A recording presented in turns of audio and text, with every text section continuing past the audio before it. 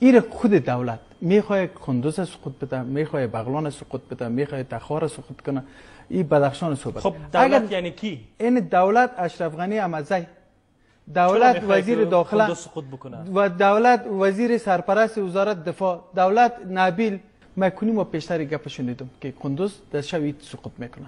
این هم میگی کار و پلان مکمل رئیس جمهور افغانستان است که آقای اشرف غنی است. فقط در درون دولت افغانستان دست پنجم خود رئیس جمهور است که من پروفسور مچم چه رقمی اقتصادی سمیستم است یا فقط در به در خاک به سر افغانستان کرده یا مردم افغانستان بکشد رویشان بزنه یا هیچ نمیاد.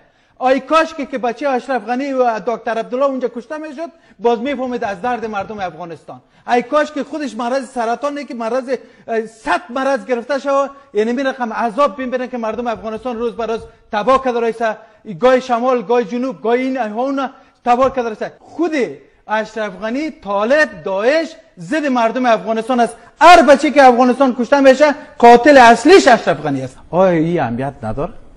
آیا استخبارات نداره؟ آیا این راپور بررسی نمیه؟ آیا این راپور در شورای امنیت بحث نمیکنه؟ آیا وکیلا صبح تا بگاه داد نمیزد؟ وکیلای قندوز حتی رئیس پارلمان ده دفعه جلسه نگرفت. همه چیز مکمل خود آقای اشرف غنی میدانه، میدانست قندوز سقوط کردنش هم میدانست. یعنی فکر میکنین که برنامه بعدی روی بغلان است؟ برنامه بعدی طرف بغلان است، تخار است، بدخشان است، سمنگان است.